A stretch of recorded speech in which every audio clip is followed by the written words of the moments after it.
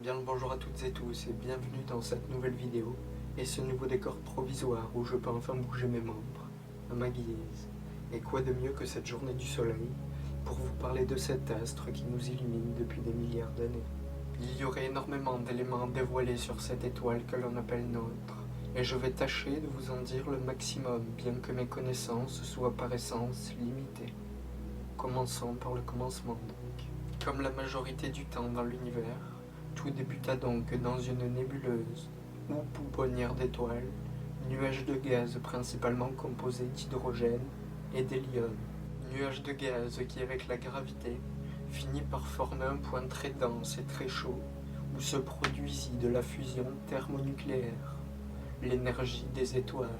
Le Soleil, l'étoile qui nous apporte à la vie par sa chaleur et sa luminosité, et dont je reviendrai sur la dénomination plus tard, ne fait donc pas exception à la règle. En effet, celui-ci est composé à 91% d'hydrogène, ou 74% de la masse, et 8,9% d'hélium, ou 25% de la masse. Le reste étant partagé en 0,1% d'éléments plus lourds, comme le carbone ou le magnésium. Le Soleil est si massif qu'il compose près de 100% de la masse totale de notre système solaire, 99,8% environ, les 2 tiers restants étant occupés par Jupiter, ce qui laisse peu de place à la Terre. Il est également si volumineux qu'il pourrait contenir environ 600 fois les 8 planètes du système solaire. Désolé les 170 satellites naturels et les ceintures d'astéroïdes, sans même parler de Pluton et des 4 autres planètes naines. Les pauvres. N'étant moi-même pas mathématicien, je ne me suis pas amusé à refaire les calculs. J'ai simplement pris les calculs auxquels je me fie comme source. Pourtant, cette étoile porteuse de vie n'est qu'une naine jaune, destinée à devenir une géante rouge, puis une naine blanche. J'y reviendrai. Voici un bref point de comparaison entre différentes étoiles de différents volumes, et la plus grosse ici représentée n'est pas la plus grosse connue à ce jour.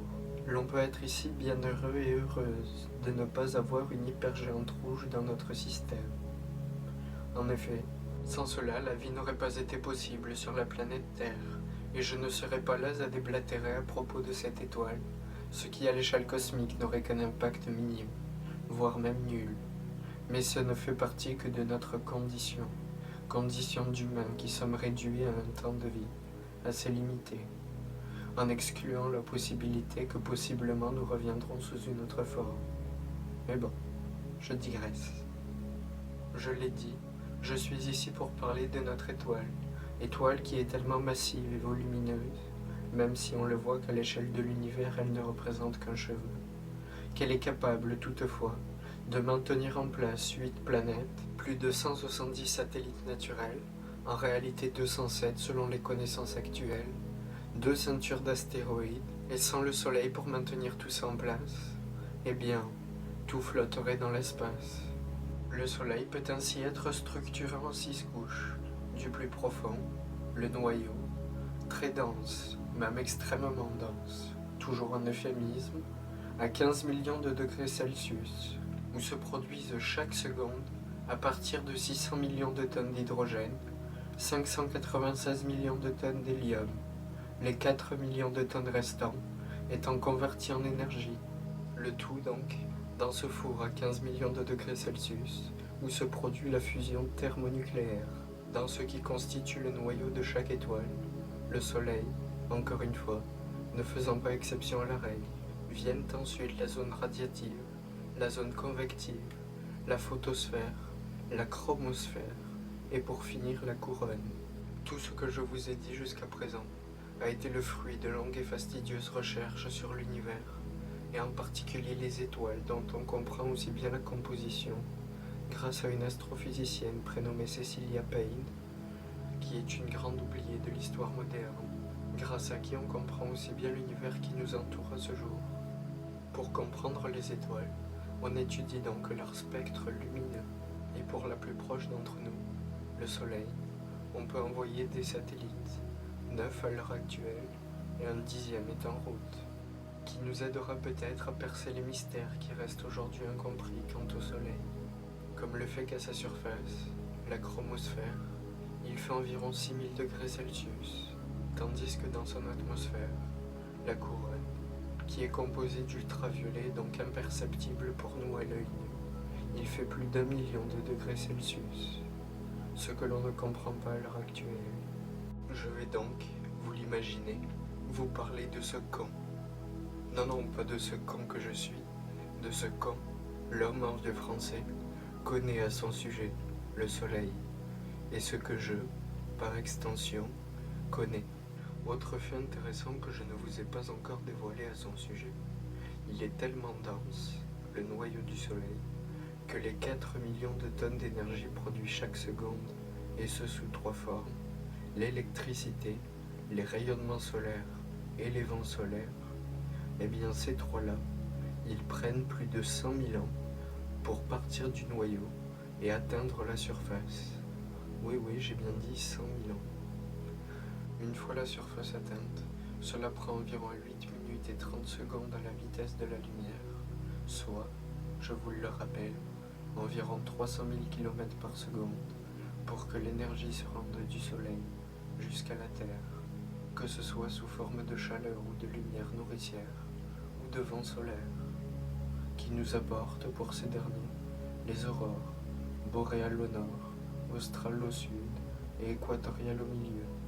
Les aurores équatoriales étant les plus rares, car ce phénomène, les aurores, se produisent en effet grâce au champ magnétique du Soleil et de la Terre. Prenant donc 8 minutes et 30 secondes à nous arriver, les ions, qui traversent le système solaire à la vitesse de la lumière, pénètrent notre champ magnétique qui est beaucoup plus faible au niveau des pôles. Vous pouvez voir une image juste ici. Une fois provenus dans notre atmosphère, les ions vont donc réagir avec les atomes présents dans celle-ci, tels l'oxygène, l'azote, le dioxyde de carbone et d'autres encore. Lumière majestueuse qui, je le disais, furent visibles au niveau de l'équateur en 1859, durant l'événement que l'on appelle Carrington, plus grosse tempête solaire jamais enregistrée sur Terre.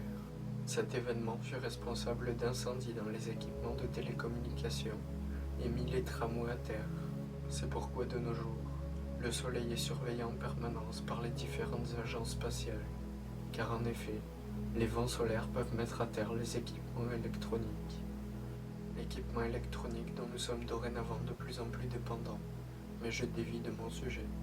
Les tempêtes solaires, qui subissent des variations tous les 11 ans, dont cette année, peuvent, en plus d'apporter de splendides phénomènes comme les aurores dont je discutais plus tôt, créer d'importants dommages à nos sociétés modernes si un Carrington 2.0 venait à se produire. Mais retournons dans le passé plus lointain, à l'âge des Mésopotamiens et des Mésopotamiennes. Si je vous disais dans mon introduction, quoi de mieux que la journée du soleil pour vous parler du soleil, ce n'était pas un hasard. En effet, même si les langues latines ont peu à peu perverti son sens, les langues germaniques ou semi-germaniques, comme l'anglais, ont gardé ce sens au dernier jour de la semaine que nous ont légué les Mésopotamiens et les Mésopotamiennes. Pour la petite histoire, cette croyance, qui perdura du 5e millénaire jusqu'à la fin du XVIIIe siècle, voulait qu'il y ait seulement 7 astres errants dans le ciel, ce qui sera repris par les Grecs, pour qui planète veut dire errant, puis par les Romains, et enfin les Européens. Cette croyance des 7 astres errants donc, qui correspond aux 7 objets les plus lumineux dans le ciel, et dans laquelle la Terre n'est évidemment pas incluse, car nous sommes déjà à bord, nous dit donc que lundi est la Lune, mardi Mars, mercredi Mercure, jeudi Jupiter, vendredi Vénus, samedi Saturne, et enfin dimanche le Soleil, ou Sunday, or Sonntag. Et non, ceci n'était pas une promotion pour Babel. Je ne suis pas sponsorisé pour faire cette vidéo, vous vous en doutez bien. Reprenons. Merci donc au merveilleux peuple mésopotamien pour ce legs. Un peu plus tard, les Grecs, qui reprendront ces connaissances-là, associeront un dieu au soleil, le dieu Hélios, qui deviendra Sol pour les Romains, d'où le nom Soleil. Les anciens, qui étaient peut-être plus observateurs que nous qui sommes entourés de distractions et ce en permanence, remarquèrent que le soleil se levait chaque jour à un point différent de l'horizon, mis à part pendant quelques jours en été et en hiver, ce qui devint plus tard les solstices d'été et d'hiver.